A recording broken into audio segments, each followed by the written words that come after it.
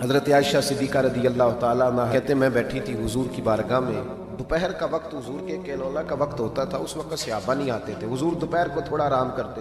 کہتے ہیں ایک بوڑھی خاتون ایک دن آ گئی دوپہر کو، اس کے ہاتھ میں چھڑی تھی، لاٹھی پکڑی تھی، اس نے دروازے پہ دستک دی۔ جب میں نے پوچھا کون ہے تو وہ عورت بولی، حضور آرام کر رہے تھے، کہتے ہیں وہ عورت جب بولی نا، اللہ کے محبوب چارپائی پہ اٹھ کے بیٹھ گئے، اس کی آواز کانوں سے ٹکرائی، حضور اٹھ کے بیٹھ گئے۔ دروازہ کھولا، وہ خاتون اندر آئی تو بڑی دنیا آتی تھی، اور جس انداز میں نبی پاک نے اس کا استقبال کیا ایسا کم ہوتا تھا۔ حضور کھڑے ہو گئے، پھر محبوب پاک نے بٹھایا، پھر حضور علیہ الصلوۃ والسلام کی میں آنکھوں کا حسن اور روشنی دیکھ کے اندازہ کر رہی تھی کہ اس کے آنے سے حضور بڑے ہی زیادہ خوش ہیں، نبی پاک بڑے خوش ہیں۔ اللہ کے محبوب نے کھجوریں دی، سرکہ دیا، دیر تک حضور ان کی باتیں سنتے رہے۔ حضرت عائشہ صدیقہ کہتی ہے محب ہو کے محبوب نے، کنز المال میں حدیث موجود ہے، محب ہو کے محبوب نے باتیں سنی۔ دو قسم کے مہمان آتے ہیں نا،